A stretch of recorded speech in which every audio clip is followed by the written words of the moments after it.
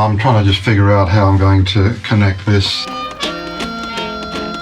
We weren't anticipating that the mooring would snap, so we didn't have much time to do anything.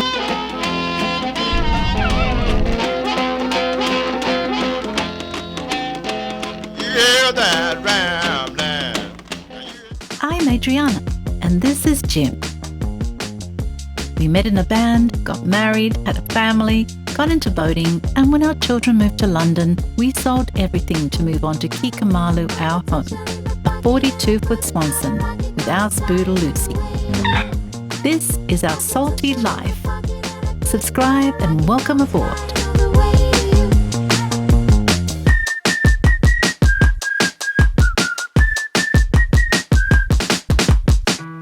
Last time we went to Sydney to do some shopping for essential boat items and had an epic sail on Sydney Harbour.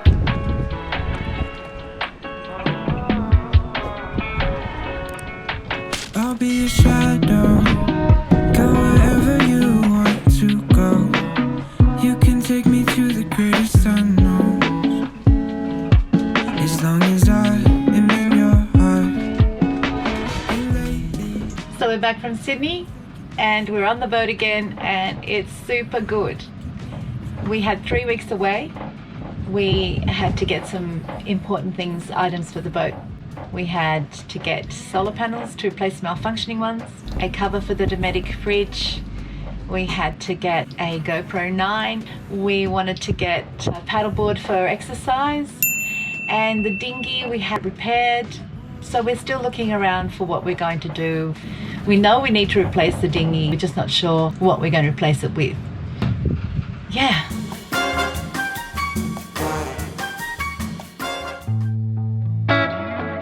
The first thing we had to do on our return was to replace one of the rooftop solar panels.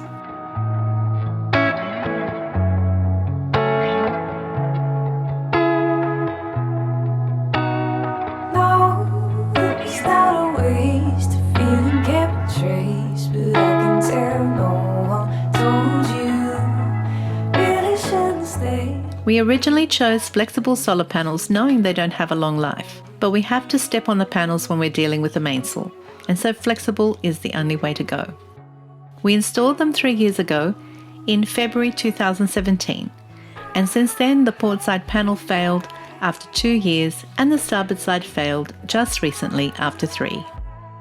This time we bought 2 new flexible panels made with a different production process, and we've provided the link to it below. The manufacturer claims their panel design has less internal losses and is less prone to failing due to micro cracks. Well, here in Oz, it's spring, and the panel is generating around 35 amps a day. Pretty good considering it's shaded at times by the boom. The maximum output we've seen is a full 100 watt of charge, which is 100% output. Not bad. The second thing we had to do was to replace the water accumulator with a new one. This has been an ongoing saga.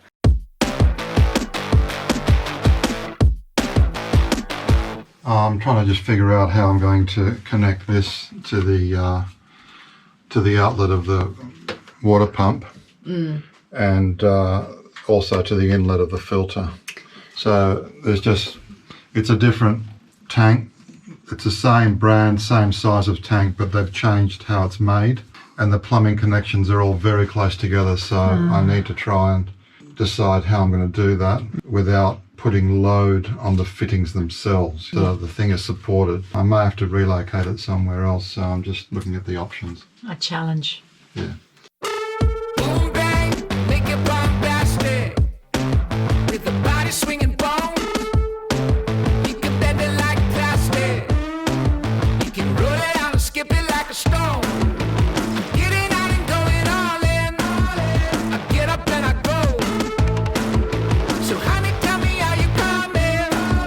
I'd rather be together than alone. You gotta get up and move. You gotta get up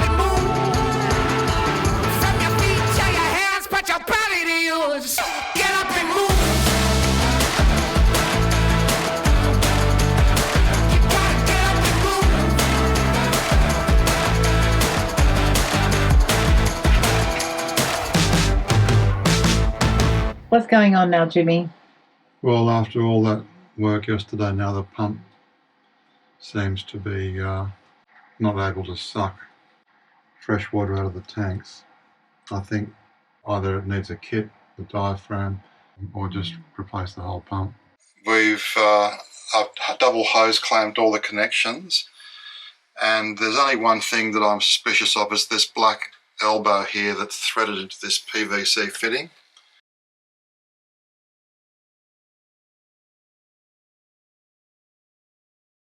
Just here.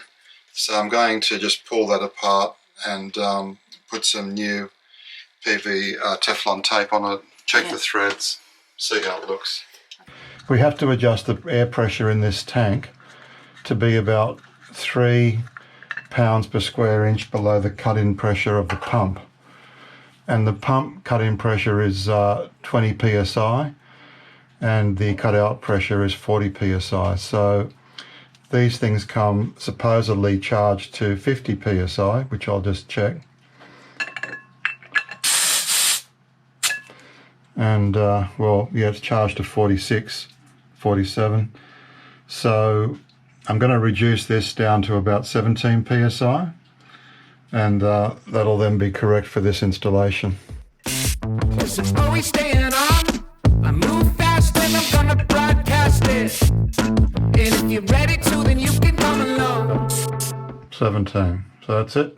Well done. So I'll just cover that back up now. So a minute ago, a storm came through with 35-knot winds and lashings of rain. Our dinghy was thrown over the Marina Finger into the water. Yeah, it's pretty wild. Time for dinner. That's the time.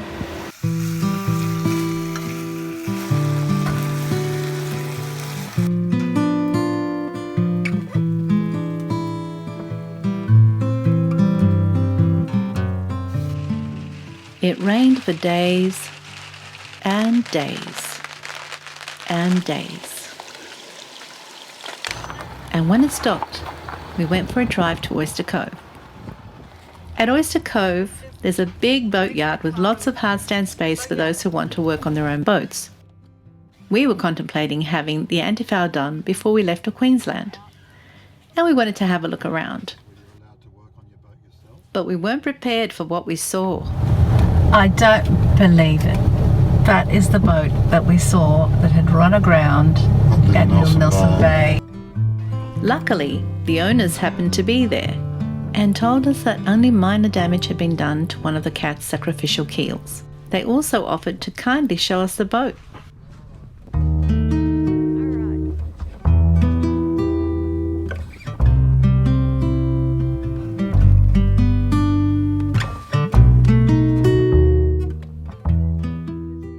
Pacifica is a Leopard 46, so she's a comfortable, very homely boat.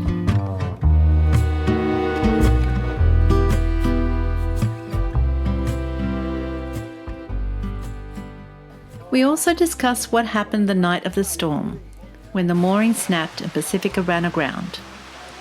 We weren't anticipating that the mooring would snap, so we didn't have much time to do anything. I just very quickly took everything that I could think I needed, boat papers, passports, everything. Yeah. If you haven't seen that video, check out the link above or go to the link at the end. So that was just amazing. I can't believe we saw Pacifica. It's a small world. It's a small world.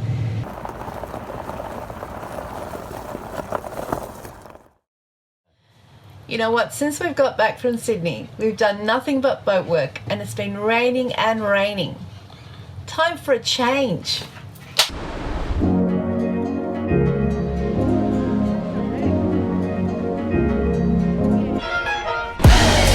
having the time of my life. Wait a minute, there's more to it than that. So apart from cabin fever and boat jobs, Jimmy, what is this trip really about? Well, it's our anniversary of being together. It's 36 years now, so another year down. Yeah. So thought we'd just get out of the house and go for a bit of an excursion.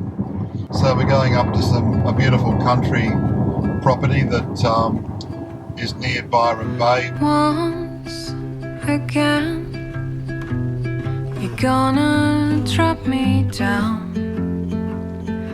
Words for you are nothing but a sound.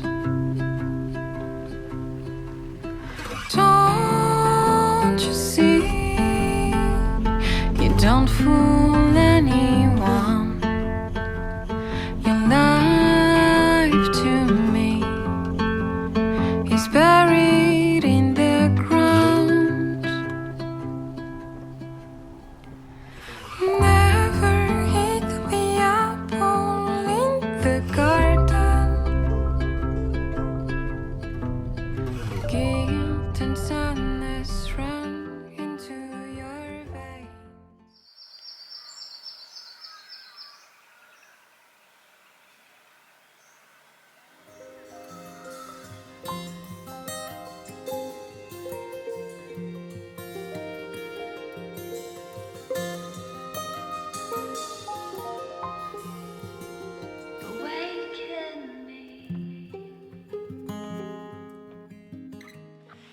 We're off for a little walk here in Clunes. To the mystery.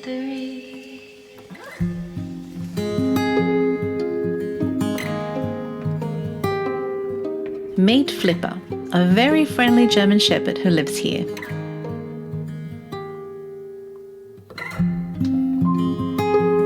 The lush rolling hills take your eyes into the distance, while the cows calling in the meadows bring you down to earth.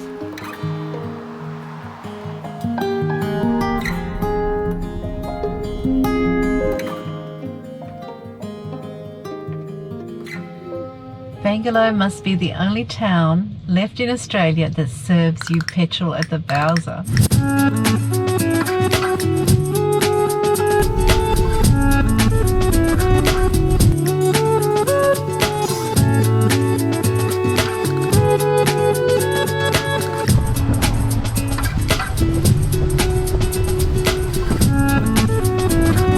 Yay, that's right, stop Adani.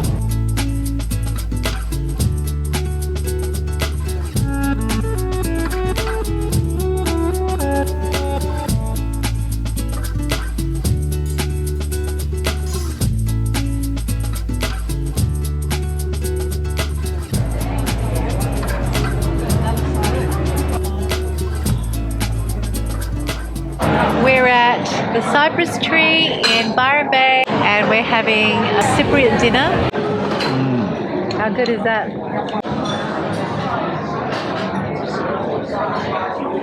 Oh, it's great to have an authentic Greek coffee.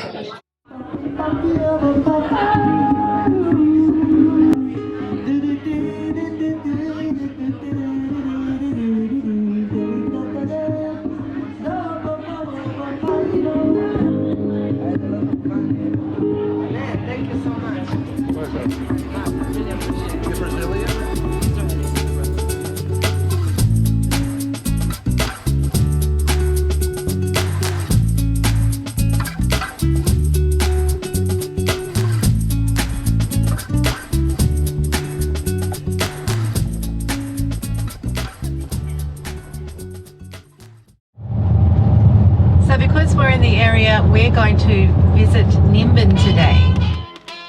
Nimbin is a village in the Northern Rivers region of New South Wales. It's around 70k or 43 miles west of Byron Bay.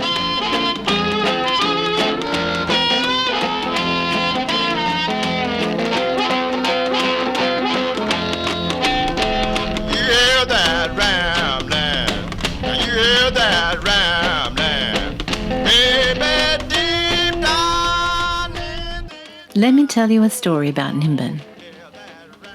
This area was blessed with forests of red cedar as far as the eye could see when the white man came here. But starting in the 1840s, these forests were logged, and by the middle of the last century, the land was turned over to dairy farming and the growing of bananas. But a recession in the 1960s caused the local industries to collapse, and Nimbin went into decline. What saved it was a music festival, the Aquarius Music Festival, which was held in the town. After it, some of those people who had attended the festival, seeking an alternative lifestyle, stayed on to form communes, and eventually the town made legal history for being the first application of group title ownership of land in Australia.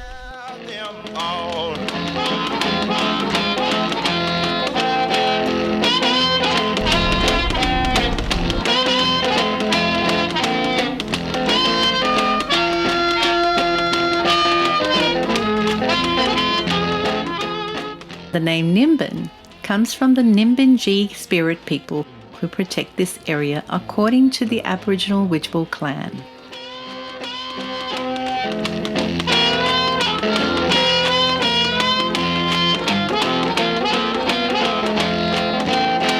Girl looking woman, girl looking woman.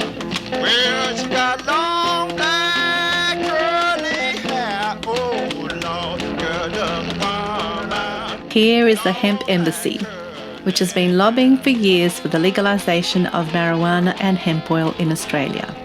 Here you will find all sorts of memorabilia related to the cannabis culture, and you can also buy anything related to cannabis, except of course cannabis itself.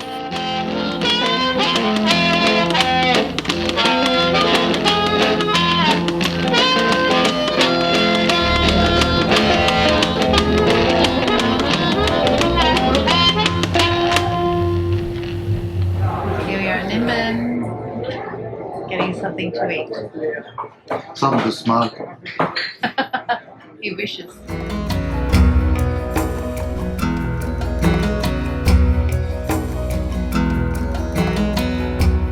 I have to tell you, this was the best pizza I've ever eaten. Even the rubbish bins are gloriously colourful.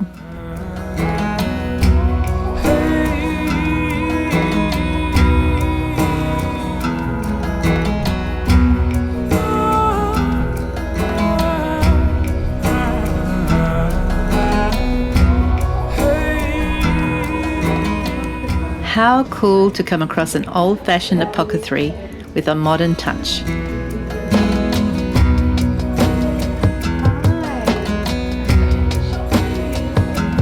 Let us pray together on our knees.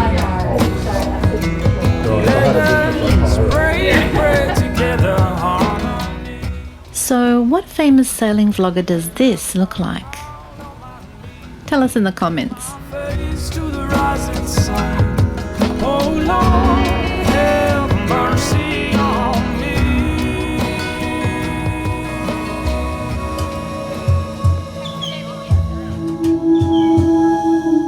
Not knowing what to expect, we have to admit we were really impressed with this charming little town tucked away in the middle of the mountains.